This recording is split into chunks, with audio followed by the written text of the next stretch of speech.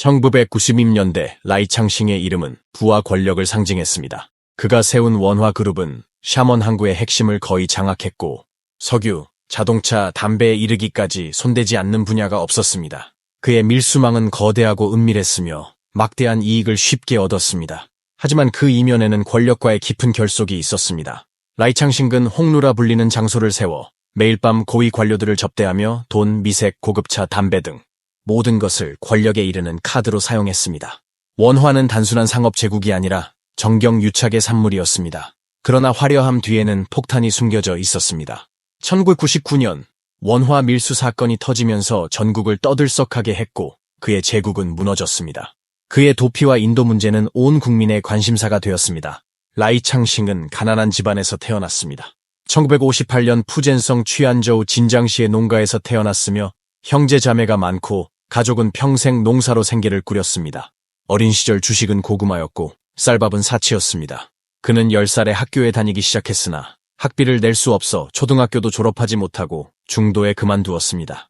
이후 군대 건설 현장과 공장 일꾼으로 일했습니다. 1970년대 후반 개혁 개방이 시작되면서 친구와 함께 자본을 모아 장비를 사고 부품 가공으로 첫 돈을 벌었습니다. 이후 방직공장, 인쇄공장, 우산공장을 운영하며 사업이 점차 번창했습니다. 기회를 포착해 고향을 떠나 더 넓은 푸젠 연안 지역으로 향했습니다. 1980년대 후반 정책이 완화되고 대량의 해외 상품이 유입되면서 푸젠의 외국 상품 시장이 급성장했습니다. 높은 관세로 인해 밀수는 큰 이익을 내는 사업이 되었고 라이창싱은 이 회색지대에 발을 들였습니다. 상품이 비쌀수록 이윤도 컸습니다. 그는 기회를 간파하고 한 걸음씩 밀수를 체계적인 사업으로 키웠으며 되돌릴 수 없는 길에 들어섰습니다. 1981년 동남 연안에서는 밀수가 열풍을 일으켰고 특히 스스시에서는 합법 상품이 밀수품에 빠르게 대체되어 밀수는 경제의 중추가 되었습니다. 푸젠은 대만과 홍콩, 마카오와 가까워 해상 교통이 잦고 감독이 허술해 라이창싱에게 막대한 기회를 제공했습니다. 당시 텔레비전 등 전자제품은 공급이 수요를 따라가지 못했고 전국의 상인들이 현금을 들고 남쪽으로 내려가 물건을 사들여 몇 배의 이익을 남겼습니다. 라이창싱은 곧 면세권을 이용한 회색 수익 경로를 발견했습니다. 당시 귀국하는 여행객들은 면세권으로 전자제품을 구매할 수 있었는데 그는 이 면세권을 독점해 여행사와 가이드를 조직해 관광객들로부터 사들인 후 전자제품으로 바꿔 되팔았습니다. 규모를 키우기 위해 그는 관광권 교환 방식까지 고안했습니다. 해외 화교들을 중국으로 관광 오게 하고 관광객들이 면세권을 넘기는 대가로 여행 비용을 자신이 부담하는 형태였습니다. 이 방법으로 그는 빠르게 많은 자금을 축적할 수 있었습니다. 당시 쿼터와 자원은 국가가 통제했고 많은 사람들이 쿼터를 되팔아 막대한 이익을 얻었습니다. 라이창싱은 또 의류공장 명의로 원단을 수입하면서 전자제품을 끼워 넣어 밀수하는 방법을 발견했고 이로 인해 전통산업을 완전히 포기하고 밀수에 전력 투구하기 시작했습니다. 1990년대 초반 그의 공장은 탈세 문제로 위험에 직면했지만 이때 이미 초기 자본 축적을 거의 마친 상태였습니다. 1991년 라이창싱은 홍콩으로 이민했고 그의 자산은 수천만 홍콩 달러에 이르는 것으로 추정됩니다. 그는 부동산 투자로 빠르게 전환했는데 당시 시장은 침체되어 있었고 그는 저렴한 가격에 대량 매입하는 기회를 잡았습니다. 1991년부터 1992년 사이 홍콩 부동산 가격이 연속 상승하면서 라이창싱은 단 2년 만에 막대한 수익을 얻었고 외부에서는 그 규모가 거의 2억 홍콩 달러에 달한다고 추산했습니다. 동시에 그는 홍콩에 회사를 설립해 무역과 부동산에 손을 댔으며 이는 계속되는 밀수 활동의 위장막 역할을 했습니다. 이 회사는 곧 주주 문제로 해산되었지만 라이창싱은 자금과 통로 양쪽 모두를 확보해 이후 위안화 그룹의 토대를 마련했습니다. 1993년 6월 라이창싱은 홍콩에서 단독 출자하여 원화 국제 유한공사를 설립했습니다. 이 이름은 이후 중국 최대의 밀수 사건의 상징이 되었습니다. 그는 곧 경로를 통해 일부 국가기관들이 대량의 컴퓨터 칩을 급히 필요로 한다는 사실을 알게 되었고 거래에 뛰어들어 관련 기관과 은밀한 연결고리를 구축했습니다. 이것이 그가 화이트 글러브 역할로 변모하는 출발점이자 이후 밀수 활동에 권력의 보호막을 설치하는 길이 되었습니다. 1994년 샤먼 경제특구가 급속히 발전하면서 라이창싱은 홍콩 상인 신분으로 화려하게 샤먼으로 돌아와 원화전 자유항공사를 설립했습니다. 회사 개업 당일 그는 지역에서 가장 호화로운 호텔에 100여 개의 식탁을 차리고 각급 당정 간부, 세관 공안 및 상공계 인사들을 초청했습니다. 현장에는 산의 진미와 명주가 끊임없이 제공되었고 참석한 모든 손님에게는 두툼한 현금 봉투가 전달되었습니다. 이 홍루연은 라이창싱기 샤먼 정치상업계에 빠르게 자리잡게 해주었으며 원화 밀수 네트워크의 탄탄한 인맥 기반을 마련했습니다. 1996년 라이창싱은 원화그룹을 등록 설립하고 이를 수출 지향형 외무 기업으로 포장했습니다. 이때부터 밀수 활동은 그룹화, 전문화, 대규모화되어 발전했습니다. 1999년 사건 발생 전까지 원화그룹 산하에는 13개 자회사가 있었으며 표면적으로는 부동산, 호텔, 물류, 관광 등 업종에 관여했으나 실제로는 밀수가 진정한 핵심 사업이었습니다. 중국 공식 조사에 따르면 원화 밀수 사건의 관련 금액은 5,300억 위안 이상이며 국가세금 탈루액만 3,040억 위안에 달했습니다. 당시 전국 세관 1998년 징수총액이 약 3,500억 위안인 점을 고려하면 원화 밀수 사건은 거의 전체 세수 규모에 맞먹어 전국을 충격에 빠뜨렸습니다. 1996년부터 1998년 사이 샤먼 세관이 징수한 세금은 약 500억 위안에 불과한데 원화그룹의 동기 누락 세금은 이보다 훨씬 많아 심각한 타격을 주었습니다. 라이창싱, 이 평범한 푸젠 진장 농촌 출신 인물은 1990년대 샤먼에서 권력을 휘두를 수 있었던 이유가 산업기술도 천연자원도 아닌 매우 숙련된 인맥 운영 체계에 있었습니다. 그가 진정으로 의지한 무기는 상품 그 자체가 아니라 홍루 뒤에 숨겨진 이익 네트워크였습니다. 원화그룹의 다수 자산 중 가장 상징적인 것은 홍루와 백루였습니다. 홍루는 외벽이 붉은색으로 칠해져 홍운당두, 붉은 운이 머문다를 상징하며 샤먼 시내 중심에 위치해 있었습니다.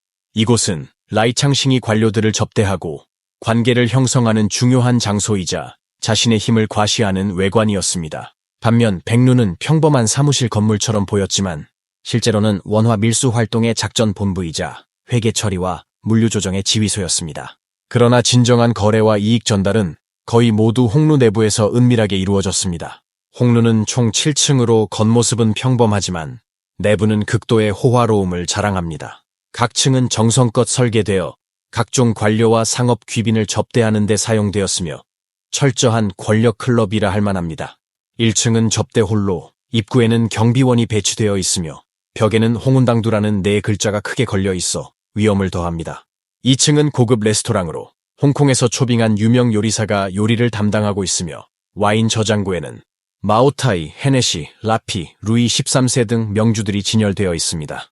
건물 내에는 수십 명을 수용할 수 있는 호화스러운 룸이 여러 개 마련되어 있고 식사 후에는 일부 관료들의 문화 취향을 맞추기 위한 서화 전시구역도 있습니다. 3층은 사우나 및 목욕 공간으로 일반 목욕탕을 훨씬 능가하는 고급 시설을 갖추었으며 고급 마사지 욕조, 진피 소파, 휴게 공간 등이 마련되어 있습니다. 수사 관계자들에 따르면 홍루 내부에는 모시는 직원이 있었으며 라이창싱 측에서 엄선한 이들은 외모와 말투가 뛰어났고 일부는 모델, 공연자 혹은 대학 출신으로 고급 고객을 접대하는 역할을 했습니다. 4층은 고급 KTV 룸으로 조명과 음향이 전문적으로 설치되어 사적인 모임과 휴식 장소로 자주 사용되었습니다. 5층에는 주요 손님을 위한 객실이 있었고 6층은 대통령 스위트룸으로 알려져 있으며 특별 인물만 이용할 수 있었습니다. 최상층인 7층은 라이창싱 본인의 사무실과 접견실로 모든 거래와 권력 교환이 최종적으로 이루어지는 장소였습니다. 홍루 전체는 정교한 관계 운영 메커니즘으로 구성되어 있습니다. 맛있는 음식과 엔터테인먼트로 손님을 즐겁게 한 뒤 최종적으로 계약서에 서명하도록 심리적 방어선을 차례차례 무너뜨려 이익 전달을 완성합니다. 홍루 내 모시는 직원들은 평범한 이들이 아니었으며 엄격한 선발과 훈련을 거쳐 배치되었습니다. 이들은 뛰어난 외모뿐 아니라 일정 수준의 사회 예절과 대화 기술을 갖춰야 했습니다. 다수 제보자들은 홍루 내부에 고객 파일이 있어 방문한 관료들의 취향, 관심사, 금기 등을 상세히 기록하고 담당자가 이를 바탕으로 맞춤형 서비스를 제공했다고 밝혔습니다. 라이창싱은 바로 이 홍루를 통해 정치계의 문을 한 걸음씩 열었습니다. 이 권력망에서 두 명의 핵심 인물이 원화 제국 형성에 결정적인 역할을 했습니다. 첫 번째는 푸젠성 공안청 전 부청장 장루순입니다. 조사에 따르면 장은 라이창싱에게 가짜 압류 차량 처리 증명서를 발급해 121대 밀수 차량이 합법적으로 번호판을 받게 하여 국가의 막대한 세수 손실을 초래했습니다. 더욱 심각한 점은 1999년 전담팀이 라이창싱을 첫 번째로 체포하려 할 때 장루순이 여러 차례 라이창싱에게 미리 정보를 흘려 체포를 실패로 이끌었다는 사실입니다. 두 사람은 1989년에 처음 만났는데 당시 장루순은 석사시 공안국 정치위원이었습니다. 라이창싱은 그의 잠재력을 한눈에 알아보고 한 번의 연회 자리에서 적극적으로 인맥을 맺기 시작했고 그 후로 자주 교류했습니다. 라이창싱은 현금 봉투, 금시계 등을 선물했을 뿐 아니라 장이 관용차가 낡았다고 불평하자 직접 승용차 한 대를 선사했습니다. 라이창싱은 교제에 매우 신경을 썼는데 장에게 홍루를 견학하게 했고 문화당이라는 공간을 별도로 마련해 서예와 골동품에 정통한 여성을 대동해 교류하도록 하여 상대방의 취향에 맞췄고 점차 신뢰와 의존을 쌓았습니다. 시간이 흐르면서 장루수는 처음에는 친구였으나 나중에는 라이창싱의 버팀목으로 변했습니다. 장루수는 후에 나와 라이창싱은 사실 공통 언어가 없었지만 그가 쓰는 윤물세무성이라는 수법은 사람들이 경계하기 어려웠다고 회고했습니다.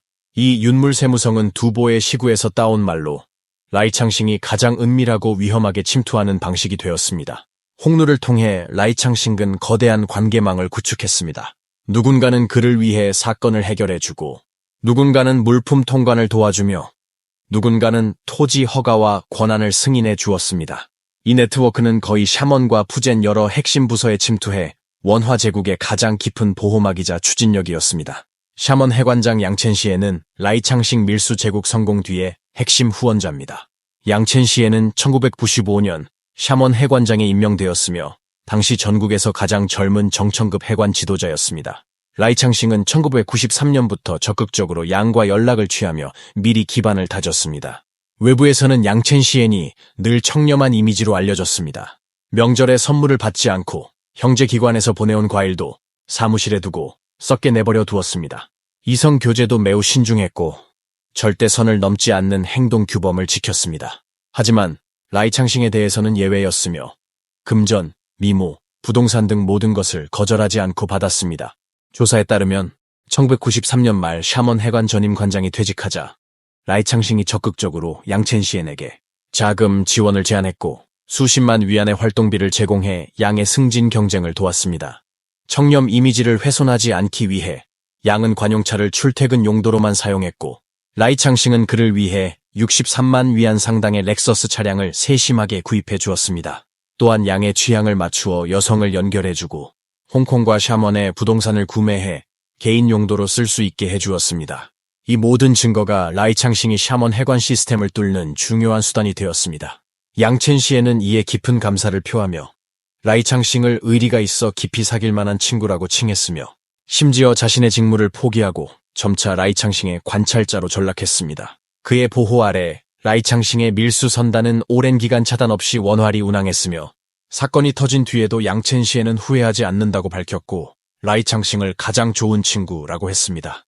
조사관들이 물었을 때 그는 담담히 비교적 좋은 친구 관계라고 해야 한다고 답했습니다. 반면 샤먼 해관 부관장 제이페이융은 자신을 청렴한 이상주의 관료로 여기며 라이창싱 같은 하층 신흥 부자를 매우 경멸했습니다. 라이창싱은 대규모 밀수를 위해 그의 방어선을 반드시 뚫어야 함을 잘 알고 있었습니다. 제이페이융은 돈을 탐하지도 않고 미녀를 좋아하지도 않았습니다. 라이창싱은 처음에 그의 아들을 해외 유학 보내겠다고 제안했으나 즉각 거절당했고 홍콩에 있는 그의 동생을 통해 설득을 시도했지만 역시 실패했습니다. 여러 경로를 통해 조사한 끝에 라이창싱은 제이페이융이 서화에 관심이 많다는 사실을 알게 되었고 한정판 영수평점 24사와 9명의 명가가 함께 그린 모란도를 선물했습니다. 이와 함께 금카드와 고가의 선물도 함께 증정했습니다. 결국 장기간의 은밀한 윤물세무성 공세에 제이페이융은 무너졌고 라이창싱이 자신의 성격을 아주 잘 안다면서 이런 우아한 뇌물은 거절하기 어려웠다고 고백했습니다.